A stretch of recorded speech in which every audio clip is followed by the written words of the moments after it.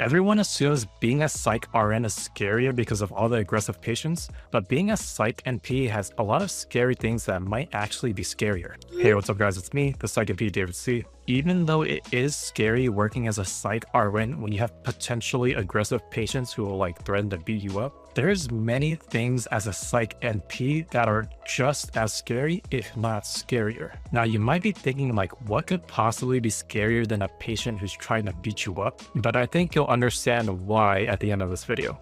I'm going to go through the scary parts of working as a Psych RN and the scary parts of working as a Psych NP, then just do a quick side-by-side comparison of the two. Let's talk about it.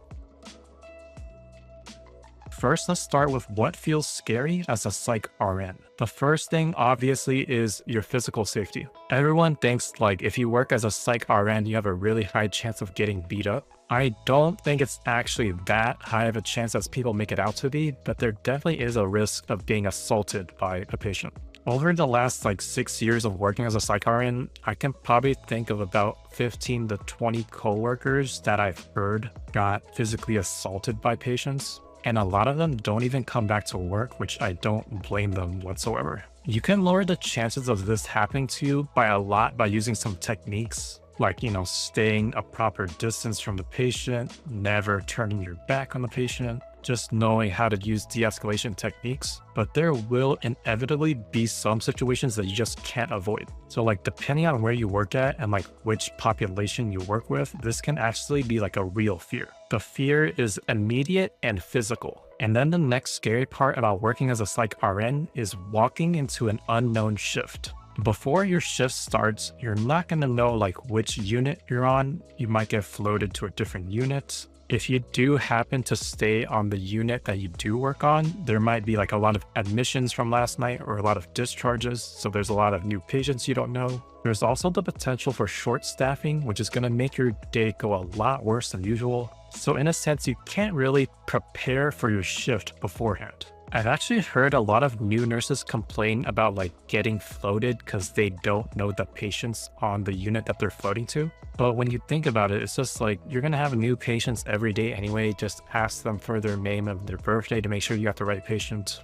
Yeah, it is scary when you don't know any of your patients at the beginning of the shift, but honestly, that's just part of the job. And then another scary part about Psych RN is that you're going to be in the front lines. You're going to be the first person who responds when your patient starts getting aggressive. You're going to be the first one to take verbal abuse when your patient starts getting agitated. You might even be the first one that the patient comes after if they decide to get physical.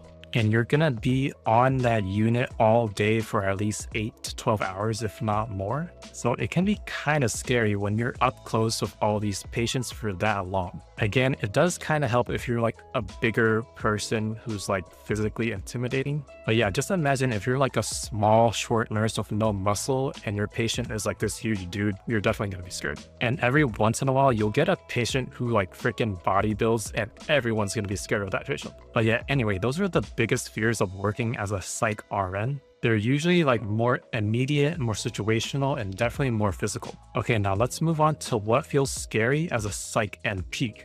Starting with the first one, being the final decision maker. As an RN, you don't make that many decisions.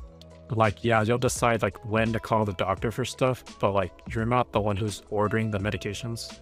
As a Psych NP, you pretty much make decisions on everything. You decide what medications you want to prescribe. You decide how much of the medication the patient should get. And if anything goes wrong, it's gonna feel it's all on you because you're the one who made those decisions. So if you're thinking about becoming a Psych NP, just make sure you're confident in making your own decisions because that's gonna be something you're doing literally every day. And then another scary thing about Psych NP is misdiagnosing. I think the DSM-5 is literally 200 pages long or something, and there's no way anyone can remember all of that without looking stuff up. There's so many different freaking diagnoses. You'd think it's just limited to things like major depressive disorder, bipolar disorder, OCD, just a handful of those. But there's actually hundreds, if not thousands of different diagnoses. And those common diagnoses have like subtypes and even like specifiers. Like you can't just diagnose somebody with like major depressive disorder. You have to choose like, is it major depressive disorder mild, moderate, or severe? Do they have psychotic features? Do they also have anxiety? Is it their first episode or is this a recurrent episode? So there's like so many different things you can like pick. So as you can imagine, there's like so many chances that you could misdiagnose somebody. And as a Psych NP, you're expected to make your own diagnosis on every single patient that you see. Honestly, from my experience, the like subtypes and specifiers don't really matter that much, but it really matters if you get the right like major diagnosis, like major depressive disorder versus bipolar disorder. Because for example, let's say you misdiagnose a person who's bipolar with major depressive disorder, and then you start them on an antidepressant, they can end up going manic, and it's your fault because you misdiagnosed them. And then a lot of different diagnoses have overlapping symptoms, so you're not sure which one of the two it is. And then sometimes the patients are really bad historians, so you don't know if you can rely on their information that they're giving you. So yeah, there's a lot of chances to misdiagnose somebody, and it's pretty scary. And then the next thing that's scary about working as a Psych NP is liability. I think this is by far the scariest part of any of the other things that I've mentioned. When you're working as a Psych NP, you're always thinking about how you can prevent yourself from getting sued, or like how to defend yourself in case you get sued. That means you're going to be worrying about documentation a lot more. You're going to make sure you document literally every single thing so your behind is covered. I'm not exaggerating when I say I think I spend about 5 to 10 times more time documenting on a patient as a Psych NP than I do as a Psych RN, just because I want to make sure that my notes cover my own behind just in case I get sued.